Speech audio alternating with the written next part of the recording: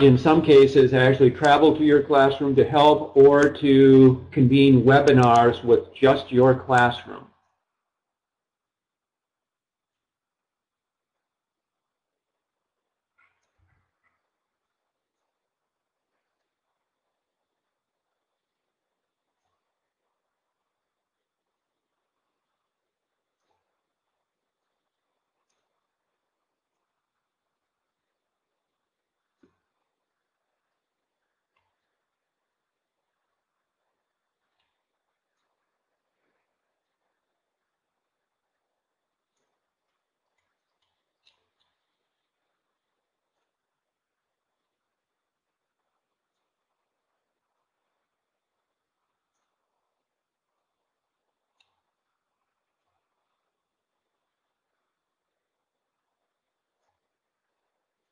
So we'll start in about 1 minute.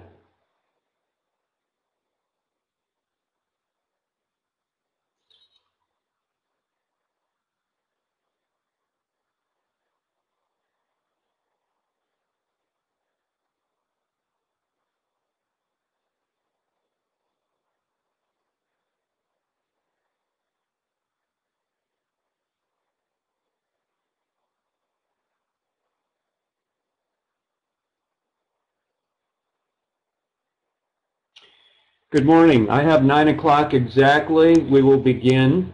Invasive species is an issue that is a worldwide problem. Yet, there are things that you all can do on your own, and I will be teaching you how to do some things, and I'll explain that in a few minutes. Invasive species affects biodiversity in a variety of ways.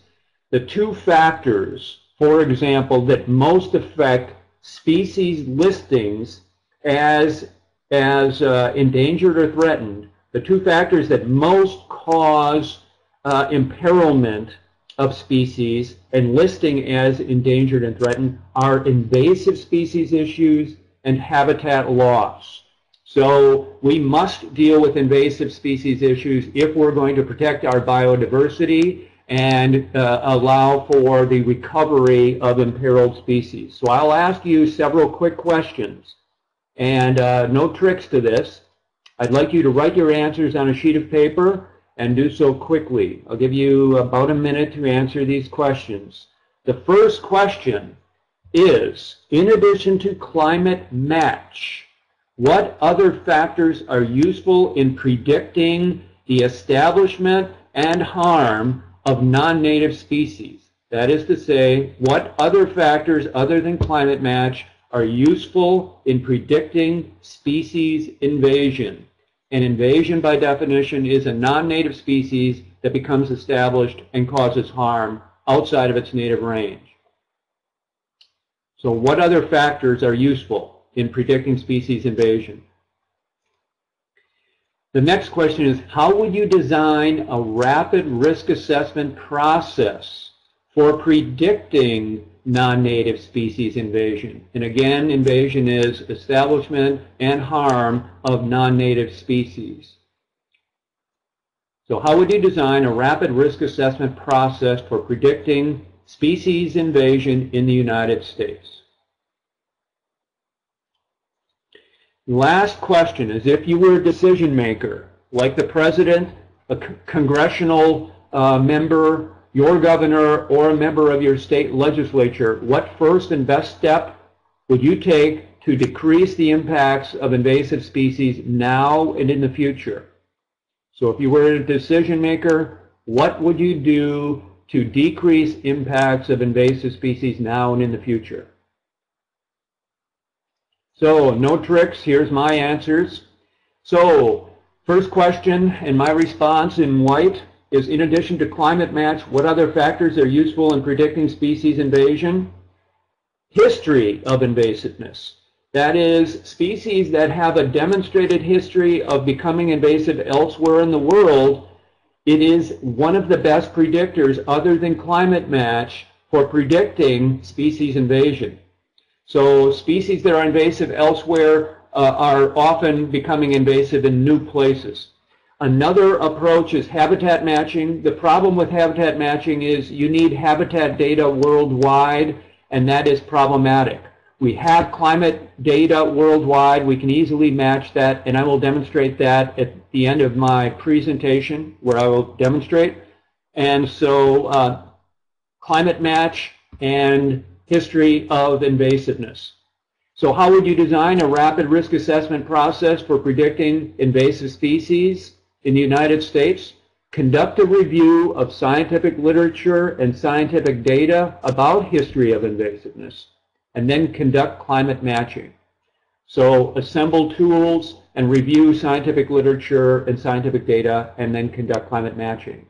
And for those of you who have a template already, a blank template, and the teachers, you may have the completed template. There's all sorts of links and things like that that unfortunately, because of some logistical problems today, I won't be able to show those, but I will demonstrate the climate matching. So if you were a decision maker, how would you decrease impacts of invasive species now and in the future? And there are no right answers here, but basically we need to have various entities, the executive and legislative branches, work together on comprehensive legislation and policy to ensure that all needs are being met, federally, locally, statewide, etc. And how would we reduce risks of future impacts is develop a comprehensive approach to block pathways of invasive species into the U.S. and across states within the United States.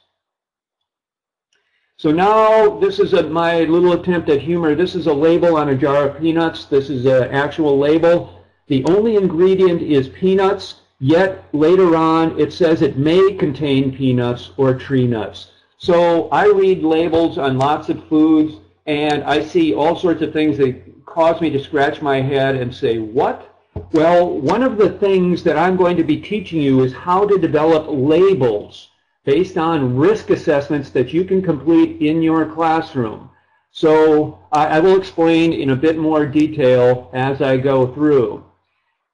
Here's an example. Nile perch was stocked into southern U.S. reservoirs during a recent period, a 6-year period of time. Luckily, they did not become established. Now a group, the International Union for the Conservation of Nature's Invasive Species Specialist Group, worldwide experts now call Nile perch one of the world's worst invasive species. So on shipments of Nile perch, I would put a label on them, contains one of the world's most invasive species, and then climate analysis projects establishment in parts of the U.S., including not only parts of the continental U.S., but Puerto Rico and Hawaii. So this is the labeling part. What I see no label put on fish or fish shipments or other organisms that are non-native. But you could develop a label if you are considering buying an aquarium fish or an aquarium plant or some sort of pet, might be a snake or something. You could actually do your own risk assessment to determine, are these species causing harm somewhere in the world, and what's the climate match in your particular location?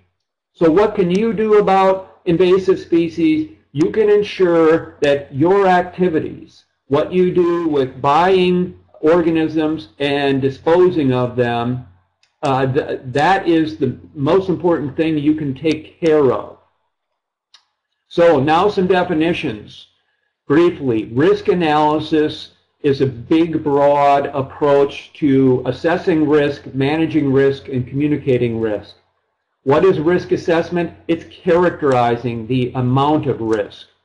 What is risk management? It is weighing and then implementing some sort of action, a management action. And risk communication is communicating the results of risk assessment, but also any risk management actions that are taken or also weighed but not taken because of some sort of issue. It might be cost, it might be environmental impacts of the risk management action. Now, risk screening is a very rapid risk assessment. Risk assessments can often take years, but the approach that I'll be teaching you, I call screening, and I can do this often in a few minutes and develop a report in an hour or so. In your classroom, you can do risk screening in an hour after a bit of instruction. So I'm going to talk about the background and scope of the invasive species issue. I'm going to articulate the statement that I'd like you to be thinking about on this issue. I'm going to talk about the National Invasive Species Management Plan for the United States. I'm going to talk about Fish and Wildlife Service risk assessment approaches, including that we can account for climate change in risk assessment. And then how do we manage using regulations and non-regulatory voluntary approaches? And then how can we communicate? I can communicate with you, and you can communicate with your parents and friends about risk assessment. Now the scope of the problem. There are 50,000 non-native species in the United States, but only a little less than 10% of those are considered invasive, that is, established and causing harm. We actually do not know how many species are being imported into the United States annually. There are some estimates up to 30,000 species. So, over a recent four-year period of time, more than 1 billion live animals, just live animals, not plants, were imported into the United States legally.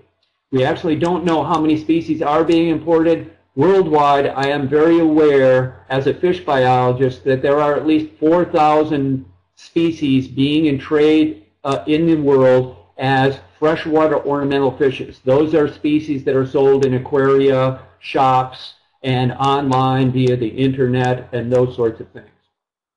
Here's the issue in a nutshell, maybe a peanut shell to use that metaphor again. The issue is, how do we better protect United States biosecurity, that is our borders, from importation of harmful species without unnecessarily regulating the importation and trade of species that are beneficial to us, and also just low-risk species that we do not need to regulate. So, National Invasive Species Management Plan is the result of a presidential order issued by then-President Clinton in 1999 requiring the development of this National Invasive Species Management Plan. In that National Management Plan, it says that prevention is the first line of defense, and what they mean by prevention is preventing the introduction and establishment of invasive species in the United States. The way to do that, or one of the ways articulated in the National Management Plan, is to develop fair and practical screening processes. Remember, those are rapid risk assessment processes. And then modify agency processes like Fish and Wildlife Service processes to include risk screening results in our own regulatory, that means developing rules, and also non-regulatory programs. So working with industry and other partners to support their decisions using our screening process results. So one of the National Management Plan tasks is to develop screening processes for a variety of animals, and the specific performance element is to develop a screening process that I will be teaching you briefly, and that the templates that I have sent to you and your teachers, you can use that, and that mimics a little bit more elaborate screening process that I've developed. So I want you to be aware, when I talk about regulation by Fish and Wildlife Service, the oldest wildlife law in the United States is the Lacey Act. It was enacted in 1900. It authorizes the Secretary of the Interior, so a member of the President's staff, the Cabinet is what it's called. So Interior Secretary can sign regulations that Fish and Wildlife Service brings to the Secretary, but we can only do so for these wild groups of animals. So that's our regulatory authority. Unfortunately, however, in the past it's taken us about 4 years for an entire process, That includes 2 years for risk assessment and 2 years for developing rules. Now, if there's 30,000 species in the trade and it takes us 2 years for each risk assessment, that would mean that we could only do a risk assessment for each species and all of the species, but it would take us 60,000 years. Well, we can't do that. We don't have that much time. So I've developed a rapid screening process. There is an online standard operating procedure. We package it in a particular format. You have a template that you can use with some links that you can click on, copy information, paste it into the template. In our approach, though, we have to go through what we call quality assurance, quality control. That means internally we review results before they're being posted online. Now, our template, which is a lot like what I've sent to you and your teachers, includes all of these chapters or sections, one of which is impacts of introductions, which means history of invasiveness. The other is climate matching. And together, these two allow us to assess risk. So if we have a history of invasiveness that clearly shows harm and a climate match with the United States, our risk assessment will be high. And that's an example. I'll give you some specific examples in a few minutes. Now, under the Great Lakes Restoration Initiative during the last 3 years, we have done about 2,000 species screenings. That would have previously taken us about 4,000 years. So we've moved much faster using my approach. I will give you several examples, 3 examples of results. The first is stone Morocco, and this is the species not native to the United States. And when I call the coarsest screen, if we think of a screen like your window screen, very, very coarse, presently this is Europe's most invasive fish.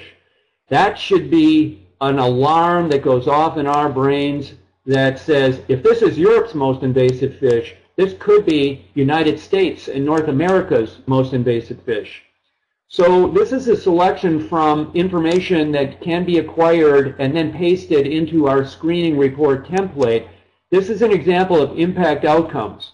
For example, this is the National Biodiversity Teach-In. Well, this species is known to reduce native biodiversity. It's a threat to endangered species and other native species. This is a bad actor.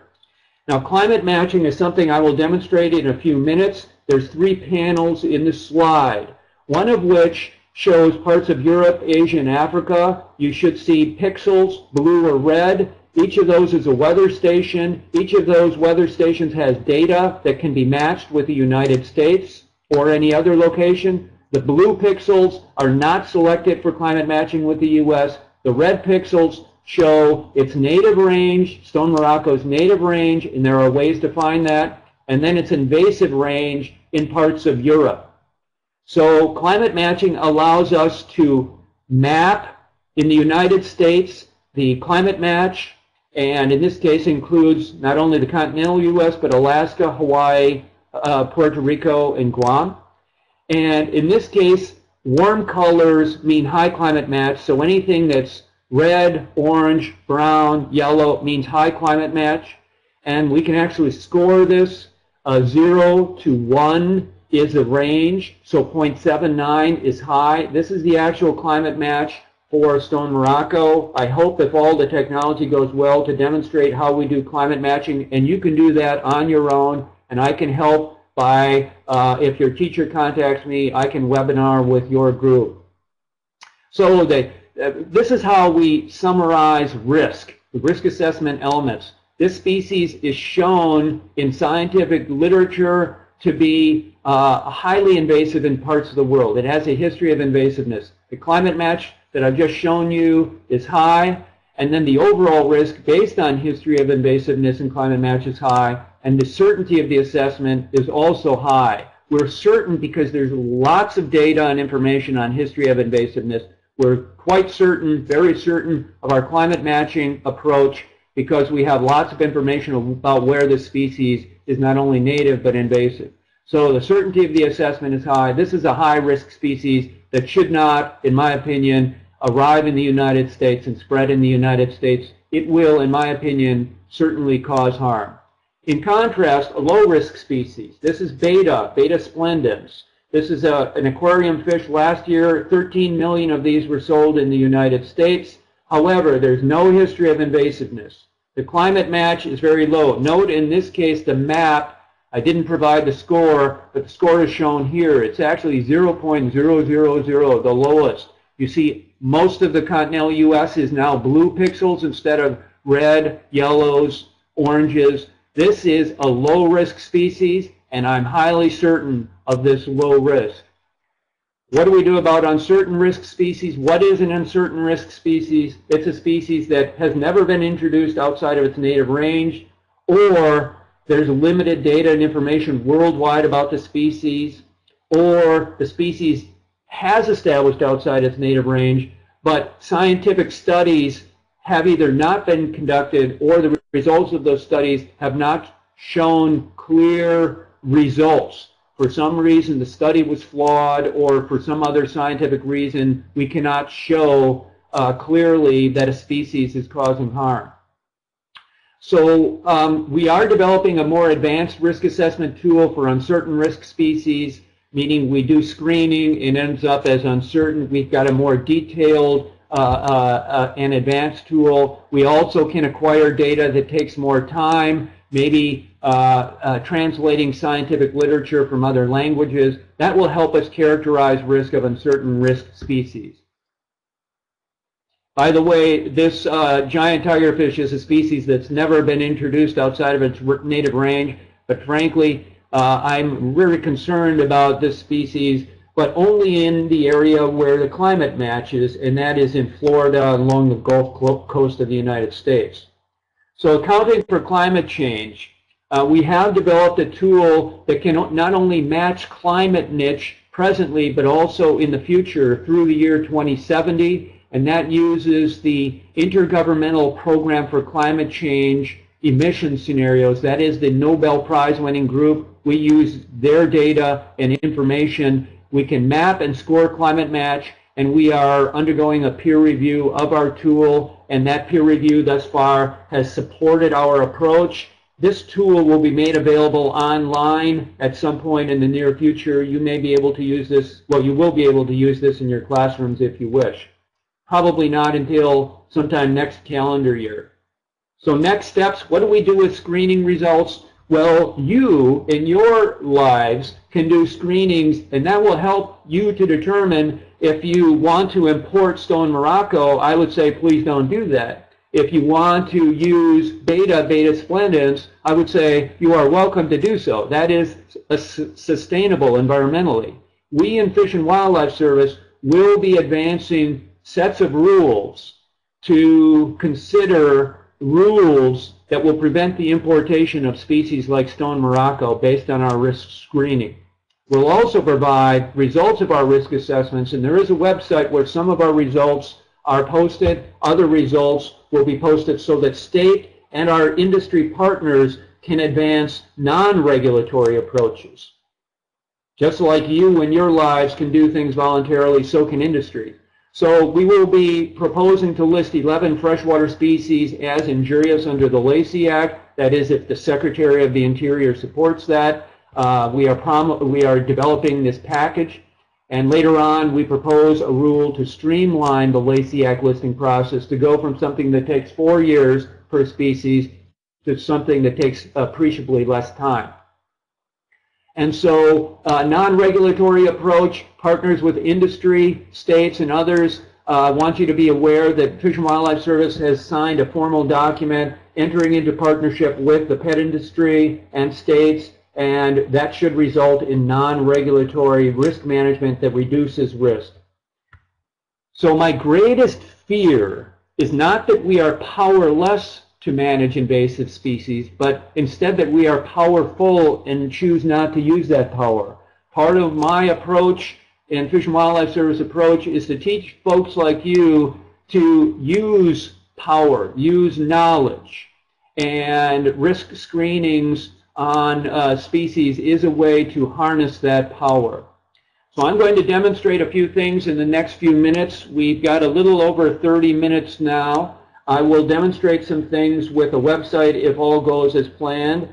you all have a template, a blank template that you can actually do Stone Morocco risk assessment by clicking on various links that are included and embedded in various sections, going to that website, copying and pasting things. But one of the most important tools that I want to show you is this Climatch tool. And that Climatch tool, if all goes well, I will show you now. But our new tool, Fish and Wildlife Service tool that accounts for climate change, will be a better tool. And I can explain there are some problems with this Australian tool. So this is the Australian tool now. It's called Climatch. You have a link to that in your templates that were sent. Basically, when you enter this website, you can either take a tutorial, which we don't have time for today, or we can go right to start. I'm going to give you some examples just to show how this tool works, and then also what the outputs look like. So this is a map of the world, and again you see all of these pixels. These are all weather stations, and they're not selected, as you see, because they're blue. We're going to select some weather stations, and there's two tabs. The source region, that is pretending that or knowing that a species is somewhere in the world, and then the target region. The target I'm going to show you today will be either the United States or part of the United States. So let's go ahead and start. I'm going to click on this source region zoom tool, and then I'm going to just zoom in on Florida. Then, still in the source region, I'm going to use this, click on the freehand select tool, and I'm going to select basically most of Florida. And I'm doing this very quickly, so it's not quite as scientific as I would like. I could do a better job, but we need to move quickly here. Then I'm going to click on target, but instead of using Australia for the default, I'm going to click on weather stations, and then I'm going to select Alaska for this initial comparison, just to demonstrate how this tool works.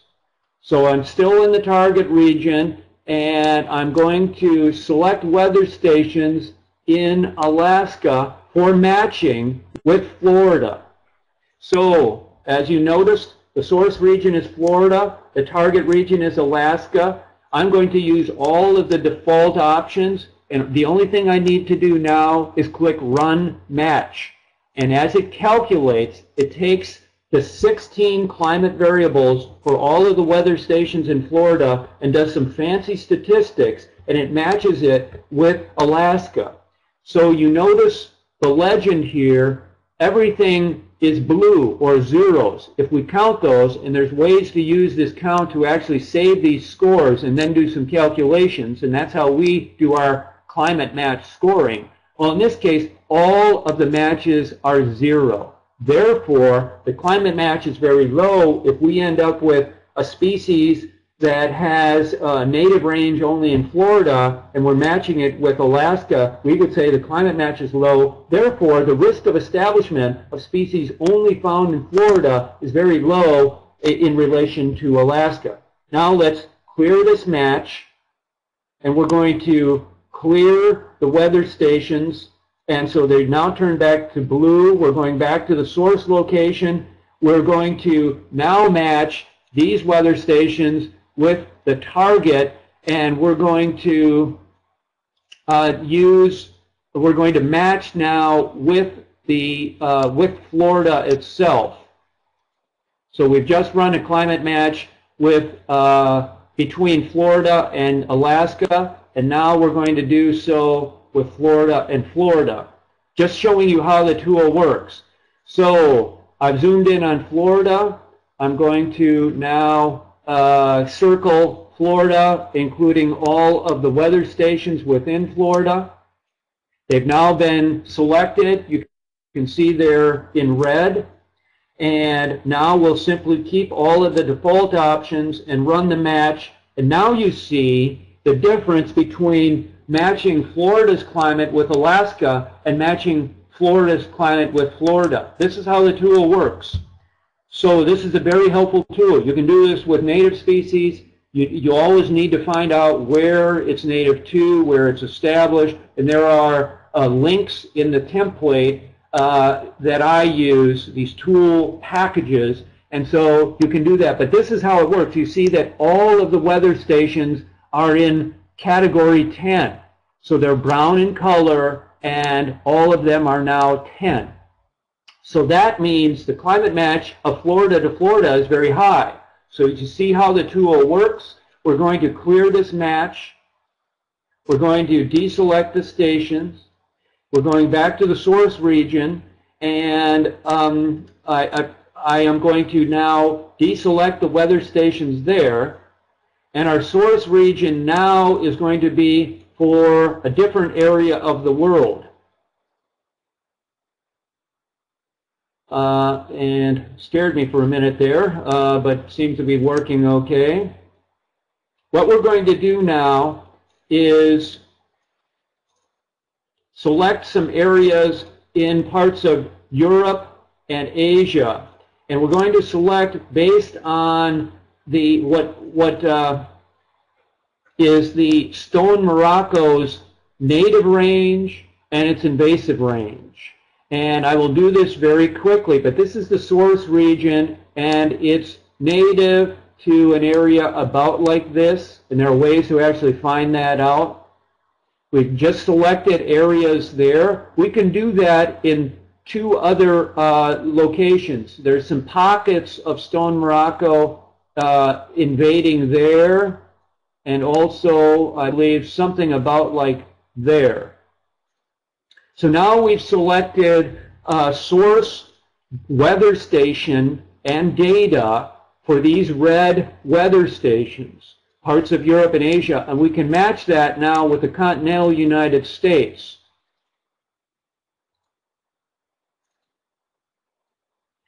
And I'll show you how we do that.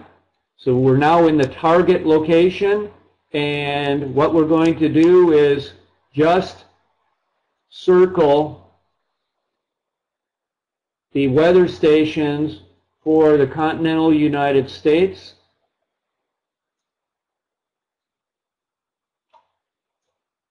All right, so now we're going to run the climate match. And what that shows is very similar to the map I showed you before. Oops.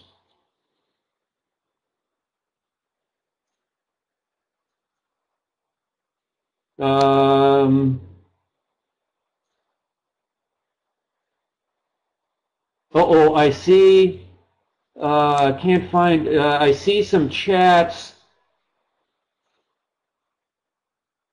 I see some chats that you are not being able to follow me. We lost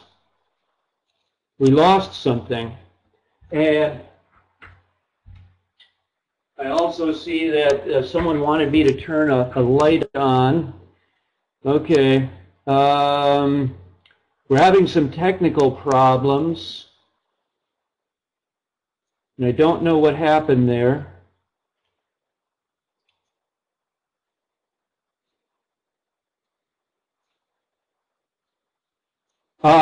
Okay. So Deb is saying that there are some problems, and you're not able to follow along with me. Okay, I'm going to have to, Deb, let me see if, okay, I believe it's time to accept any questions. I'm sorry that the link is not working here for you today. Can anyone see a source map that shows blue pixels for the world? So North and South America, Europe, Asia, Africa, Australia, etc.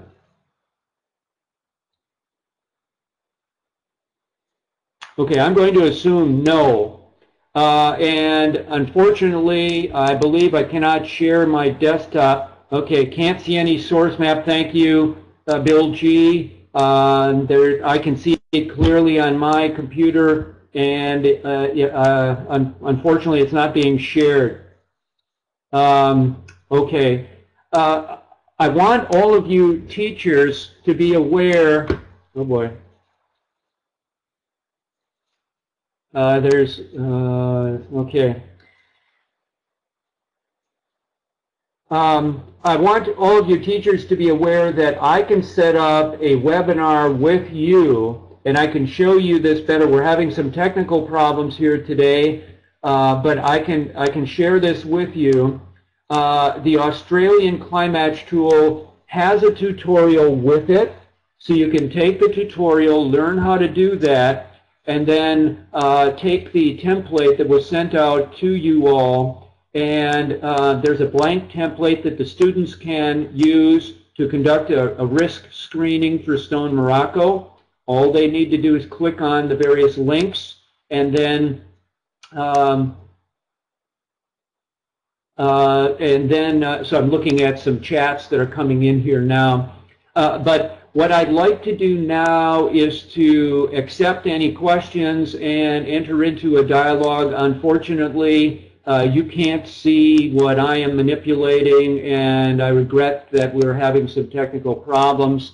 So I regret that. But why don't we begin the chat process, and if teachers can chat with me, I can answer any questions. While we're doing that, while I look for some questions from the group, I want you to be aware that some of what we are doing here with risk assessments is advising state governments, other governments, so for example those of the federal government in Canada and Mexico. So we're trying to use the very same tools that I'm trying to teach you this morning to advise not only work in the United States, but shared work in North America that includes our federal governmental partners. So I did receive a question. Please define an invasive species. And I mentioned that briefly, but I may have gone too fast earlier. It's a non-native species that becomes established and then causes harm. So it must be non-native to a location. Say, for the example, in the United States, stone Morocco is not native to the United States, and it's not native to Europe. But in Europe's case, this stone Morocco was not native to Europe, but became established there and caused harm. Harm in this case is environmental impacts, social impacts, economic impacts. That's an excellent question. And by the way, there's some information in some reading materials that I believe Deb had sent out. And there's some background materials that describe what an invasive species is. So there's another question. Isn't normal evolution a process of non-native invasive species? No, in normal evolution basically does not allow humans to transport species within a few hours from one location far around the world to another location. So evolution allows for species to adapt through time and in some cases evolve into other species. But to do so, those species move only on their own or through some massive other natural phenomenon.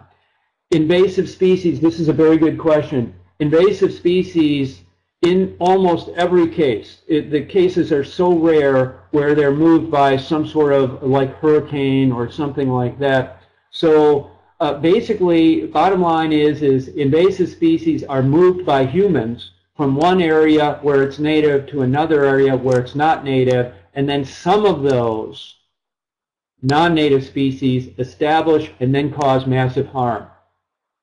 So the next question is, what can we do on an individual level to fight the invasive species problem? And so basically is that's the issue that I was trying to describe earlier. It is to look at your behaviors, and your behaviors include buying pets, buying plants. Some of those may be invasive. I would never buy a stone Morocco over the web, and it is probably legal to do that in many states as long as they are not stocked. But never release any pets or plants into the environment. And be careful gardening. When you garden, so for terrestrial invasive species, buy species that are sustainable, and many times master gardeners. There are places through 4-H and other locations where you can contact a master gardener. You can actually also do a risk assessment a la like what I've been showing you a bit of today, but consult some experts or do your own risk assessments.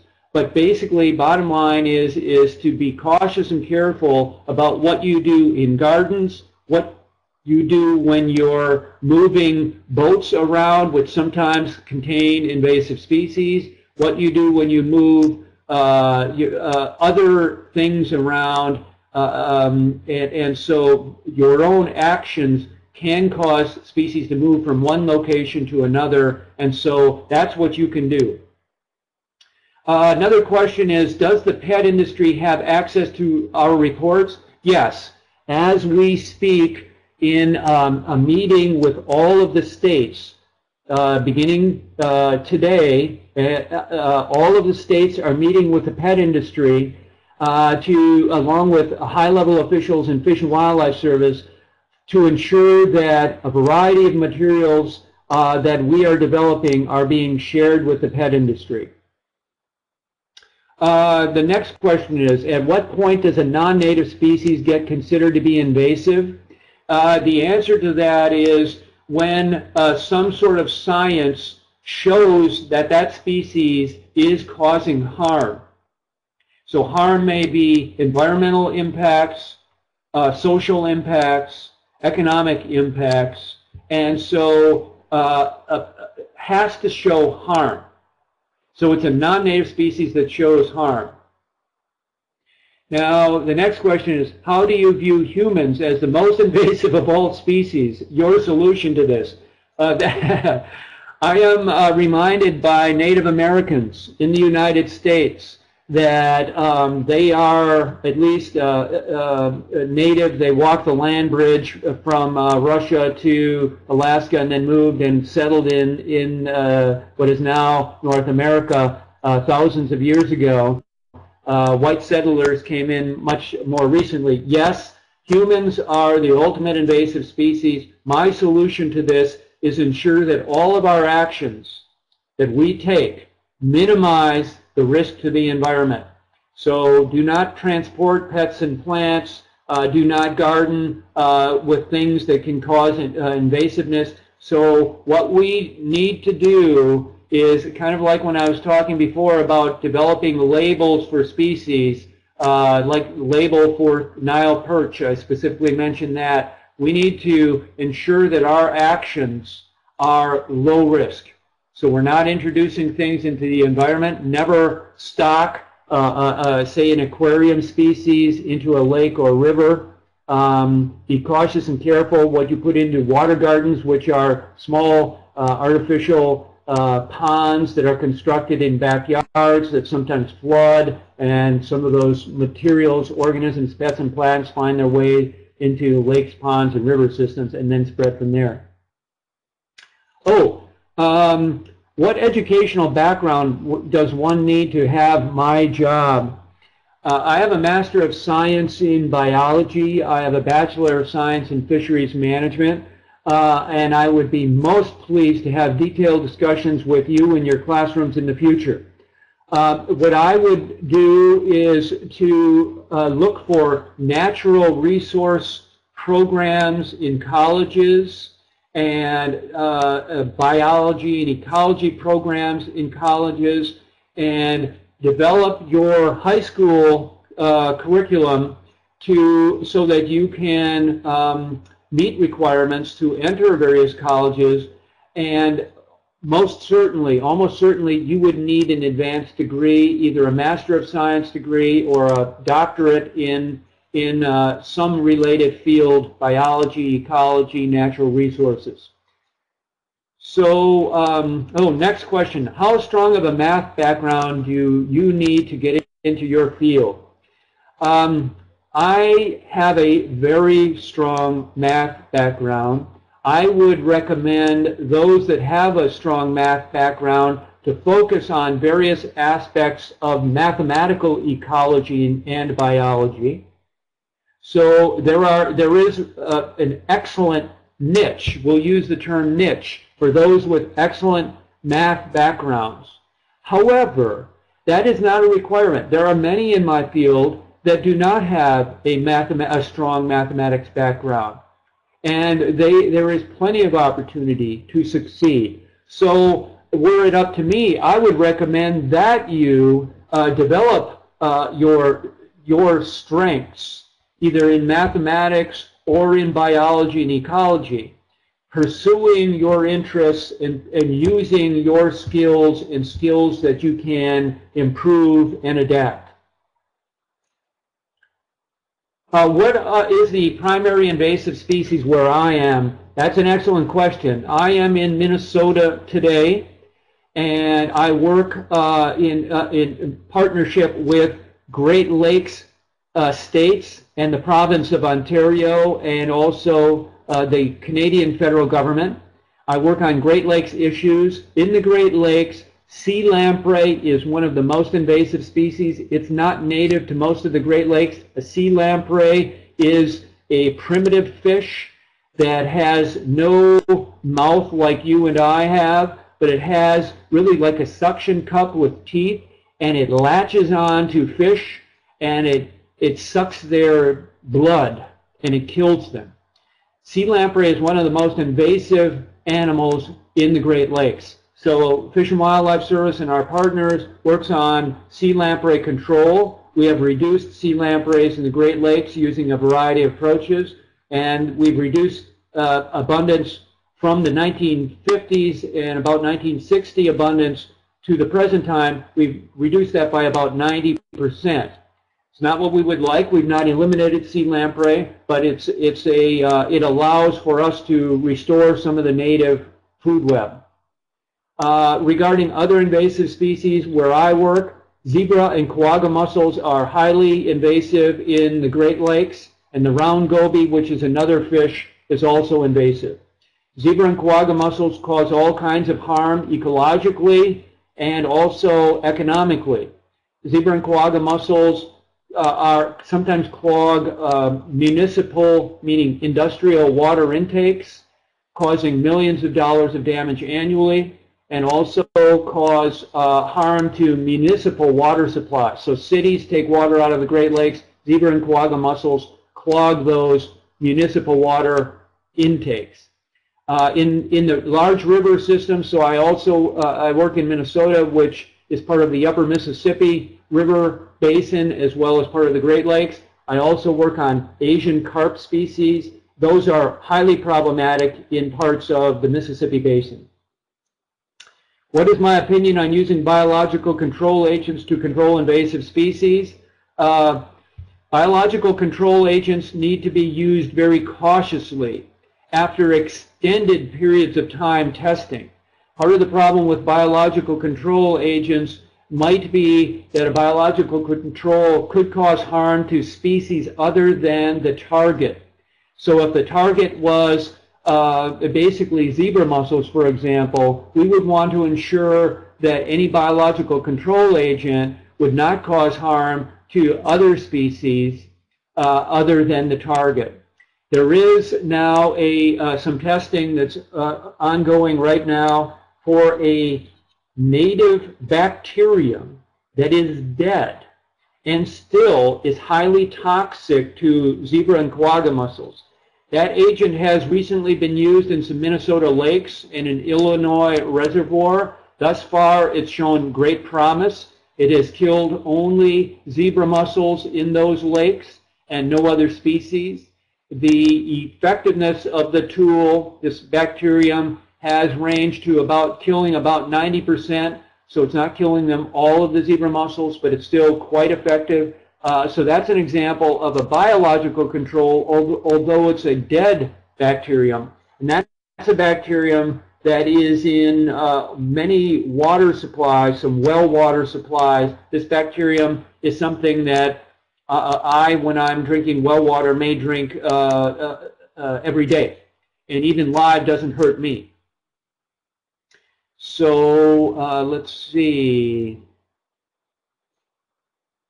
I'm not seeing any additional questions. What are some strategies to eliminate invasive species that have already settled in an area? So basically, strategies include, most often include, say for fishes, what we use are often harvest means. In some cases with Asian carps in parts of the United States, people who are commercial fishermen, they catch fishes to sell. And that is being done in various parts of the United States. It's being done for Asian carps in a part of the Mississippi Basin. There are chemical control means. Chemicals are being used to control sea lampreys in the Great Lakes. There is one chemical that has very limited effects on non-target species, but can kill the baby sea lamprey when they're in river systems. And the Canadian and U.S. federal governments, with our partners, meaning states and others, apply this chemical. There are also biological control measures. Biological controls include, say, for some species, there are means of introducing a beetle, a non-native beetle, that eats only, after years of study on biological controls, years of study indicates that certain beetles kill only or consume only a particular invasive species. So chemical control, biological control, physical control. Physical means like removing fishes with nets. Or in terrestrial systems, it may mean harvesting, say, buckthorn or non-native invasive plants. So those are some examples. Together, all of these tools combined often are used in combination, and that's called integrated pest management or integrated management, which may use a combination of physical control, chemical control, and biological control. The best thing that we can do, though, is keep non-native species out of the country that clearly cause harm. That's the reason I'm recommending risk assessment as a means for you to understand that for us, we need to keep invasive species out of the United States. That's the most effective and efficient approach. Now, the next question, is the electric fence that they use in the Illinois River to stop Asian carp from getting into Lake Michigan really working? The answer is yes. This electrical system, and there's actually a combination of barriers installed in Illinois, in the Chicago area waterway system, which is a waterway system dug by man to connect Lake Michigan with the Illinois River, which drains to the Mississippi River. So this electrical barrier system, by all accounts, is working. There is some concern, though, that there's some weakness for certain life stages, and so there is intent to consider additional sorts of barrier technologies, and Fish and Wildlife Service is working on a technology that would inject, basically it's carbon dioxide, and carbon dioxide could be injected below a lock system. So there's some locks that allows ships to move up and down the Chicago area waterway system. Carbon dioxide is being evaluated now, and it has minimal environmental impacts, but it would keep Asian carps and other fishes from moving through these locks because all fishes avoid high concentrations of carbon dioxide. Okay, okay, I need to wrap up, and so thank you so much for your time today. I'm sorry our technologies didn't work all as we had hoped, and I look forward, if there is a need or a desire for me to work with you teachers in your individual classrooms, I may actually be able to come to your classrooms, but I could also webinar with you to show you in more detail the things that I wanted to show you today. Thank you very much. I will log off now, and unless there's any final questions. Okay, thank you. I'm logging off. Take care all. Bye.